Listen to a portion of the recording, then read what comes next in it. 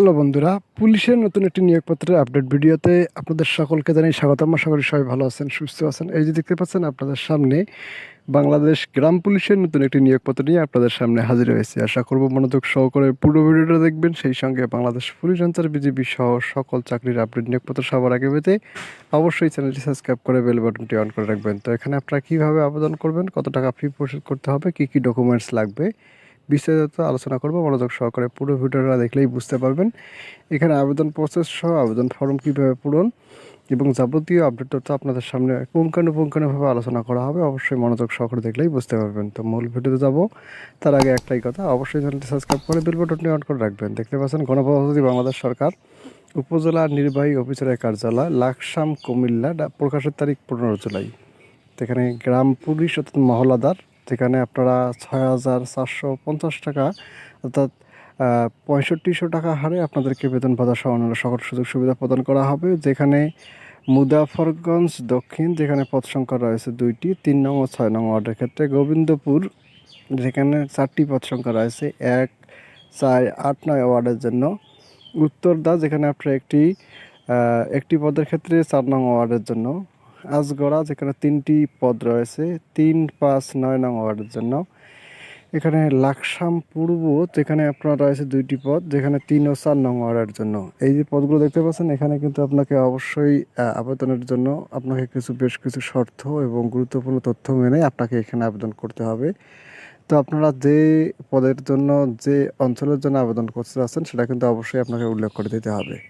তো আপনাদের কিন্তু এখানে বয়স কিন্তু সর্বোচ্চ 30 বছর। সরকারি নিয়োগ, এটা সরাসরি নিয়োগ করা হবে। যেখানে আপনারা জুনিয়র স্কুল সার্টিফিকেট বা সমমান পরীক্ষায় উত্তীর্ণ হলে এখানে আপনারা আবেদন করতে পারবেন।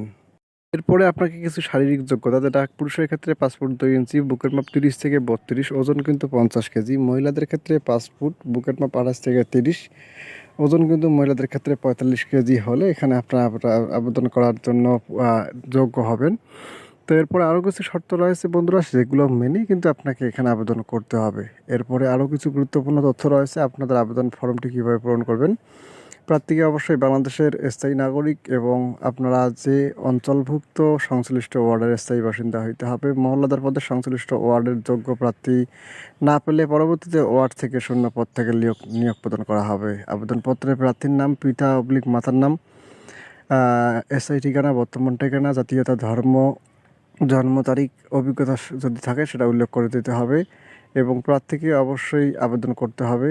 যদি কোনো কোটা থাকে সেটা উল্লেখ করে দিতে হবে। আপনাদের আবেদন ফর্মটি জনপ্রশাসন মন্ত্রণালয়, অর্থাৎ আপনারা গুগলে যদি সার্চ করেন চাকরির আবেদন, সেটা কিন্তু ডাউনলোড করে প্রিন্ট করে যথাযথ সুন্দরভাবে পূরণ করে, কোনো কাটাকাটি না করে আপনাকে নির্ধারিত জায়গায় সিগনেচার করতে হবে। যে ডকুমেন্টসগুলো লাগবে, আপনাদের সকল শিক্ষাগত যোগ্যতা সনদের ফটোকপি, নাগরিকতা সনদপত্রের ফটোকপি, 3 কপি পাসপোর্ট সাইজের রঙিন ছবি, সেটা অবশ্যই সত্যায়িত করে দিতে হবে। প্রথম শ্রেণীর গেজেটেড কর্মকর্তা কর্তৃক চারিত্রিক সনদপত্রের মূল কপি।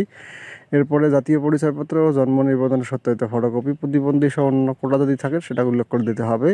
প্রার্থীর যোগাযোগের জন্য 10 টাকার ডাকটিকিট ব্যবহৃত, 10 × 4.5 ইঞ্চি একটি ফেরতকাম উল্লেখ করতে হবে। সেটাতে আপনাকে কিন্তু পরবর্তীতে অ্যাডমিট কার্ড প্রেরণ করা হবে। ছবি এবং সনদের ক্ষেত্রে অবশ্যই আপনারা যার থেকে সত্যায়িত করে দেবেন সেটা কিন্তু ঠিকানা সুন্দরভাবে উল্লেখ করে দিতে হবে।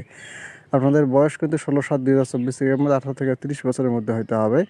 তো এখানে আবেদনপত্র উপজেলা নির্বাহী অফিসার, লাকসাম, কুমিল্লা বরাবরে আগামী 5/8/2024 তারিখের মধ্যে অফিস চলাকালীন সময় আপনাকে কিন্তু এখানে আবেদনটি পৌঁছে দিতে হবে।